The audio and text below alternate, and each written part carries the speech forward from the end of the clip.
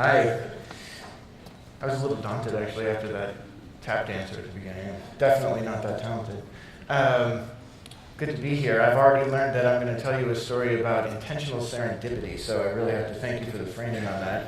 I'm also going to tell you about one of the craziest things you can ever do, which is try to form a nonprofit organization, particularly an international nonprofit organization. My name is Andrew Schroeder. I'm the co-founder, along with my colleague Patrick Meyer, of a new organization called WeRobotics.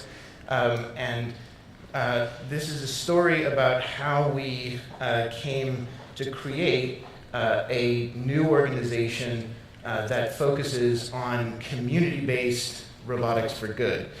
We emerged out of another organization that the two of us have been working on for a while called UAviators, which is the Humanitarian UAV Network.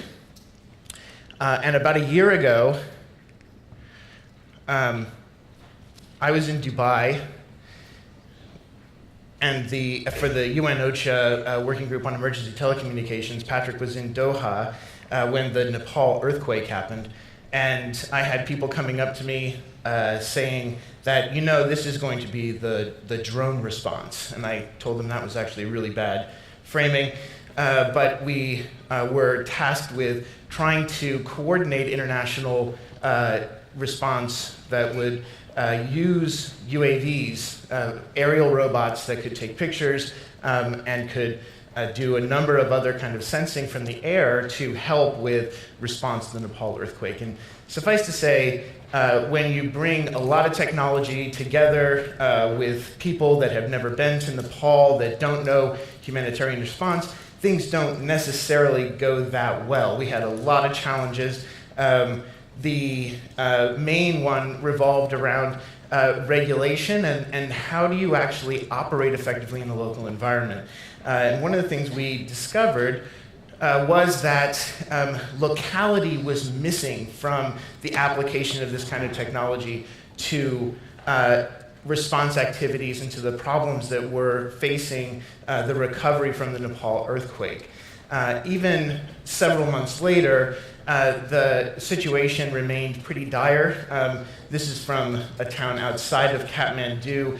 6 months later, when Patrick and I decided to go back to Nepal and to try to correct for that absence of locality.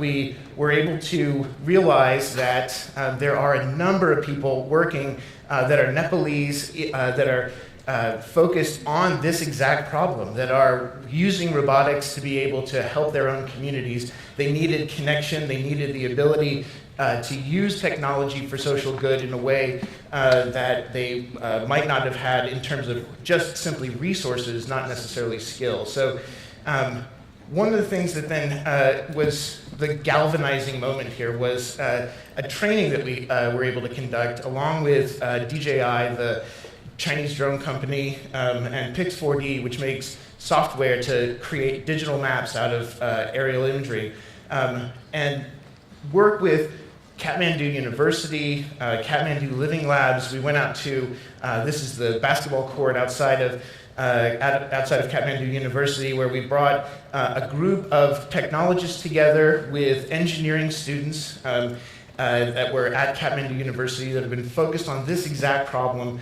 And we were able to teach them how to fly a DJI Phantom within about a couple of hours and begin to map out areas that were still affected by the earthquake 6 months after the disaster. And then to work with them directly around how do you actually use these maps to be able to identify priority areas for recovery from the earthquake, and to build a community that can sustain over the long term, that's capable of using this technology for all the various applications that are going to be relevant going forward. So we connected up with the local disaster management agency and began to do drone mapping. This was for no other reason than that there was no structure here other than that this was an attempt to just galvanize a community. There was no necessary long-term plan, which is what the serendipitous part of it, I think, is. Drone mapping, this is an application called Pics 4D. has become incredibly easy. I think many people don't necessarily realize this. A drone is a small vehicle. There's different kinds. They can use rotors. They can fly with fixed wings. In this application, you can tell it how to fly, program your grid, it flies in a pattern that allows for the imagery to overlap, and when the imagery overlaps, you're able to actually put together a map that can be assembled out of those images and uploaded into the net for analysis and for a number of other purposes. So in Panga, Nepal, which is just outside Katmandu, we worked on gridding off this area. And the students got out there with us, having had about 24 hours worth of training, and worked on identifying how to be able to do that gridding for each of these areas, so that the town could be mapped and modeled extremely fast. This is the final product from that project. This is actually at 3 centimeters resolution. It was done all by students with the assistance of international technology experts, but really the students drove the effort.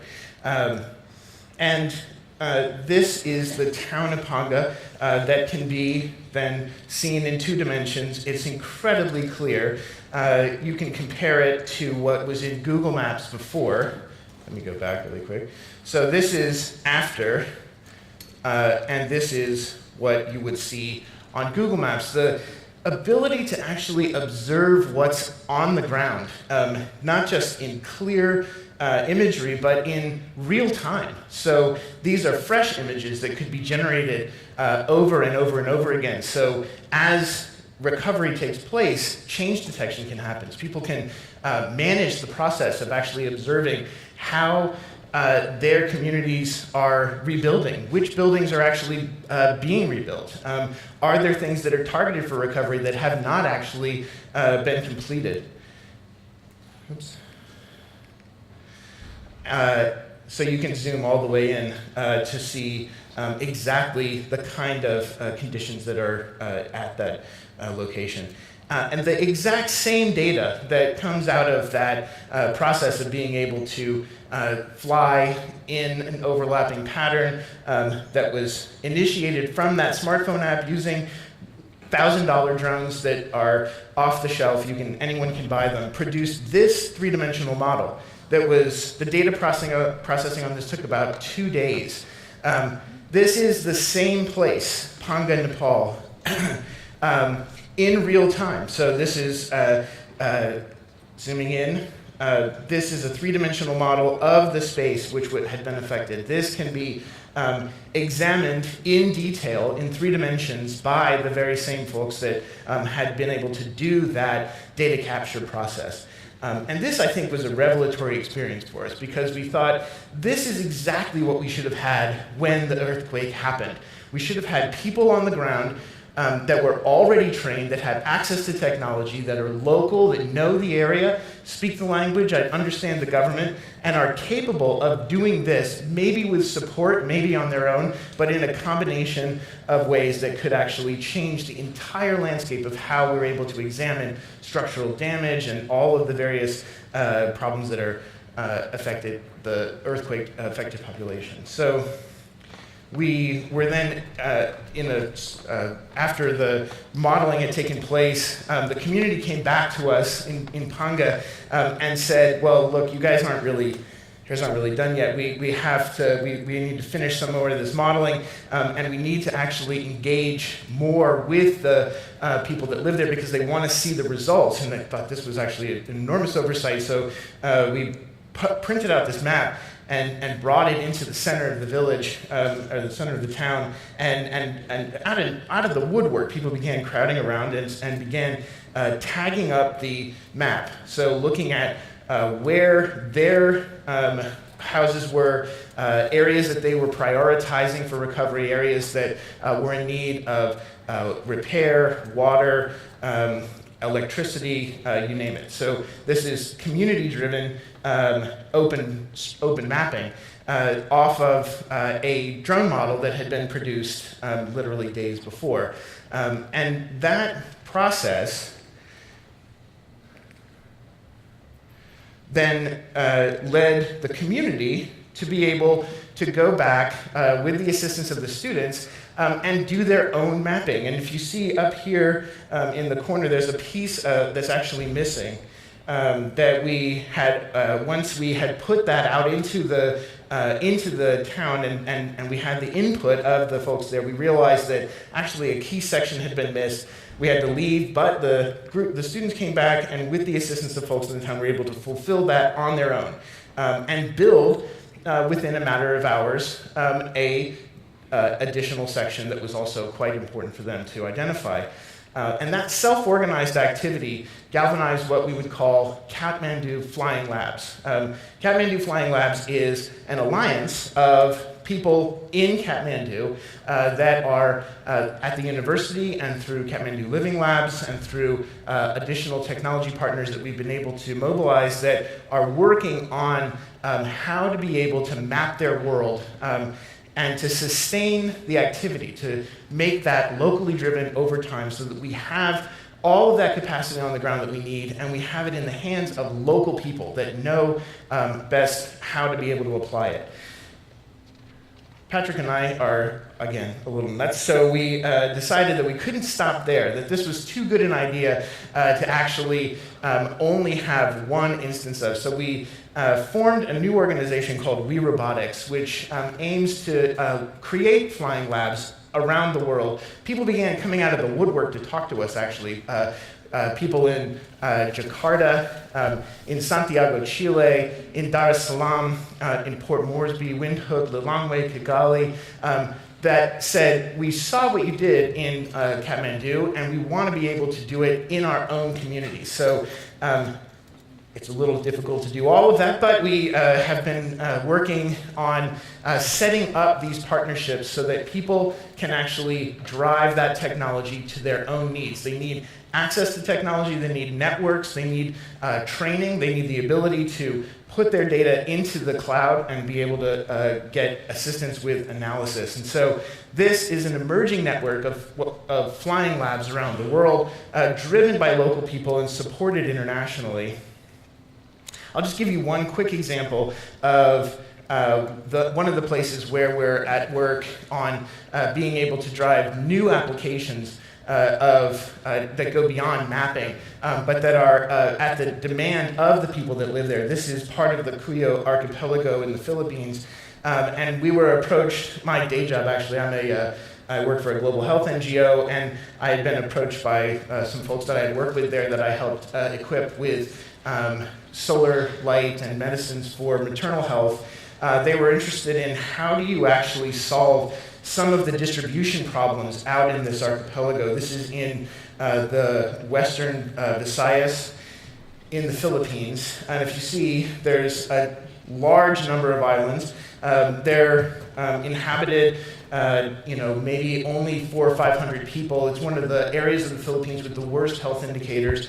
And the health indicators are really, in this case, driven by in many ways, lack of access to medicines. It's very challenging to get medicines out to these areas. But these aren't that far away from one another. Within 20 kilometers, you can get to any number of these places and actually round trip be able to fly 20 kilometers there and back with current technology that we have through our technology partners that have been working on this project. And begin to also look at additional solutions. So because they're a island-based area, flying robots are not the only kind of robots that we can apply. So being able to look at how new maritime robotic solutions might be able to solve the exact same problem, but do it in a different way, that the landscape ought to drive the solution for how people will begin to collaborate with the emerging autonomous, intelligent robots that are starting to come down in price and up in ease and sort of be distributed around the world in new ways. So Cuyo Flying Labs is emerging as a hub for not just investigation into how to be able to solve the distribution problem and increase the health indicators of that area, but it's part of a global network that's looking now at ways that robotics may actually be able to be driven by all of us, by bottom-up people that understand the problems of their area, can get access to the tools they need, as we've seen in many other contexts, and begin to really lead the way on how we can actually drive forward the next wave of intelligent, autonomous applications for good. So that's WeRobotics. Thank you very much.